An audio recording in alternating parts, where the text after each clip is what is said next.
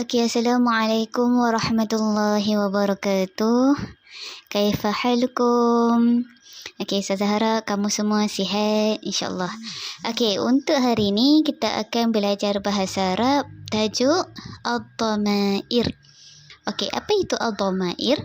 Ad-dhamair adalah jamak bagi dhamir. Okey, pernah dengar kan? Ustazah pun pernah ajak permulaan ataupun asas dhamir ni sikit masa dulu awal tahun. Ad-dhamair ni maksudnya kata ganti diri. Kata ganti diri.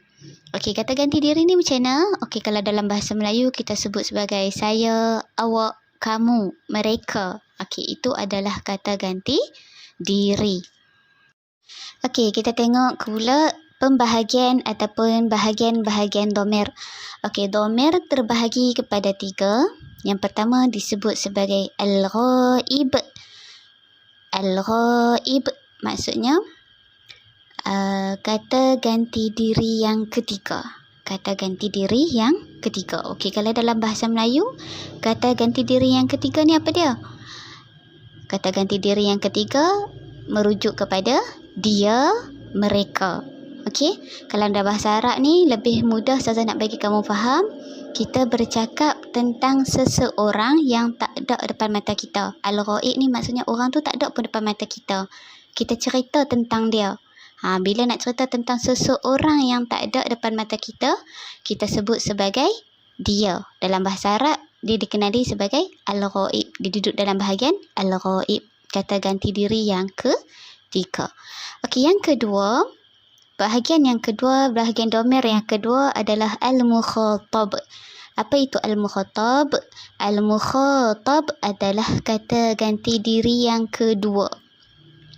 Okey, kata ganti diri yang kedua, kalau dalam bahasa Melayu kita kenal dia sebagai kamu, awak. Okey, itu adalah kata ganti diri yang kedua.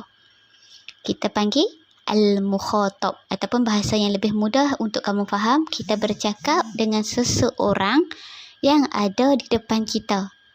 Orang yang mendengar percakapan kita, itu dikenali sebagai al-mukhatab. Okey. Yang ketiga adalah al-mutakallim. Al-mutakallim adalah orang yang berkata-kata. Ataupun bahasa lebih mudah, bahasa Melajunya dipanggil kata ganti diri yang pertama. Okey, bahasa mudah untuk kita faham, orang yang bercakap. Contohnya apa dia? Saya, kami. Okey, itu adalah bahagian al-mutakallim. Okey, kita ulang semula. Bahagian dhamir terbahagi kepada 3. Al-ghaib, al-mukhatab dan juga al-mutakallim. Okey, seterusnya kita tengok ad-dhamair lil-ghaib. Okey, ad-dhamair lil-ghaib terbahagi pula kepada 2. Untuk muzakkar bagi lelaki dan juga lil-muannas untuk perempuan. Okey, kita tengok dulu pembahagian bagi muzakkar. Untuk muzakkar lil-ghaib ada 3, iaitu huwa, huma dan juga hum. Huwa merujuk kepada dia seorang lelaki. Huma merujuk kepada mereka 2 orang lelaki. Hum merujuk kepada mereka semua lelaki. Penggunaan hum adalah untuk bilangan 3 orang lelaki dan ke atas. Okey, kita tengok pula cara untuk mengenal dhamir dalam penggunaan ayat. Bagi penggunaan dhamir huwa, kalau kita tengok dalam bentuk ayat, dia tidak ada apa-apa tanda. Perkataan yang digunakan adalah perkataan asal. Contoh yang Ustazah bagi, talibun, pelajar lelaki. Tadi dhamir yang sesuai untuknya adalah huwa talibun, merujuk kepada dia seorang pelajar lelaki. Okey, seterusnya adalah huma. Huma merujuk kepada dia, mereka 2 orang lelaki. Mereka 2 orang lelaki. Okey. Untuk mengenal dhamir huma dalam ayat, dia ada tanda alif nun. Dia ada tanda alif nun. Okey, contohnya saya bagi talibani. Talibani. Ada tambahan alif nun pada hujung perkataan. Menunjukkan domer yang akan digunakan ataupun domer yang betul, domer yang sesuai digunakan adalah domer huma. Hum merujuk kepada mereka semua lelaki. Dalam penggunaan ayat, untuk mengenal penggunaan domer hum, ada tambahan waw nun pada perkataan. Contoh saya bagi talibuna. Talibuna merujuk kepada domer hum. Jawapannya ataupun domer yang sesuai untuk digunakan adalah hum. Okey, seterusnya kita tengok pembahagian untuk lil ghaib al muannas. Lil muannas maksudnya untuk perempuan. Okey, domer al ghaib lil muannas ada 3 juga, iaitu hiya, huma, hum. Hiya merujuk kepada dia seorang perempuan. Untuk mengenal hiya atau untuk mengenal penggunaan hiya, dia ada tanda ta marbutah di belakang perkataan. Okey, contoh saya bagi talibatun. Okey, domer yang sesuai untuk penggunaan disebabkan ada ta marbutah adalah hiya. Okey, domer yang kedua merujuk kepada huma. Huma merujuk kepada mereka 2 orang perempuan. Okey, mereka 2 orang perempuan. Penggunaan ataupun domer, cara untuk mengenal domer, ada tanda ta alif nun di hujung perkataan. Okey, contoh Ustazah bagi talibatani. Talibatani ada tanda ta alif nun di belakang, menunjukkan domer yang sesuai digunakan adalah huma. Mereka 2 orang pelajar perempuan. Okey, seterusnya yang ketiga adalah hunna. Hunna merujuk kepada mereka semua perempuan. Mereka semua perempuan merujuk kepada bilangan 3 dan ke atas. Okey, contoh domernya hunna talibatun. Untuk mengenal penggunaan hunna, dia ada tanda alif ta pada perkataan. Okey, jelas? Okey, seterusnya kita sambung kepada domer lil mukhatab. Lil mukhatab juga terbahagi kepada 2, iaitu kepada muannas dan juga muzakkar. Okey, yang pertama kita tengok pada domer muzakkar lil mukhatab lil muzakkar. Okey, domer muzakkar juga ada 3. Anta, kamu seorang lelaki. Antuma, kamu 2 orang lelaki. Ataupun antum, kamu semua lelaki.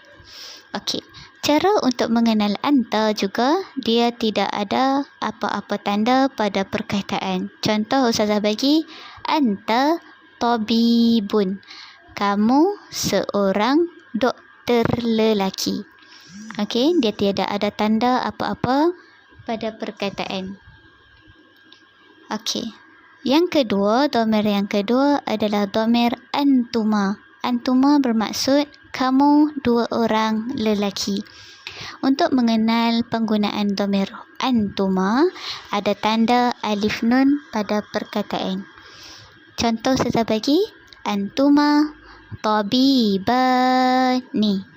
Kamu 2 orang doktor lelaki. Penggunaan antuma kerana ada tanda alif nun di belakang. Seterusnya adalah antum. Antum merujuk kepada kamu semua lelaki. Untuk mengenal antum pada penggunaan ayat, ada tambahan waw nun di hujungnya. Okey, contoh saya bagi antum tabibuna. Antum tabibuna. Penggunaan domernya adalah antum kerana ada tambahan waw nun di hujung ayat. Seterusnya domer lil mukhatabah. Okey, kata ganti diri yang kedua bagi perempuan. Kata ganti diri yang kedua bagi perempuan juga ada 3, iaitu anti, antuma dan juga antunna. Anti bermaksud kamu seorang perempuan. Antuma bermaksud kamu dua orang perempuan. Dan juga antunna bermaksud kamu semua perempuan. Okey. Jom kita tengok contoh penggunaan dhamir anti. Okey, Ustazah bagi anti. Tabibatun. Anti tabibatun. Kamu seorang doktor perempuan. Ada tambahan ta marbutah di hujung perkataan merujuk kepada dhamir anti. Seterusnya dhamir antuma. Untuk mengenal dhamir antuma bagi muannas ada tambahan ta alif nun. Ada tambahan ta alif nun pada hujung perkataan. Contoh Ustazah bagi antuma tabibatani. Antuma tabibatani. Untuk membezakan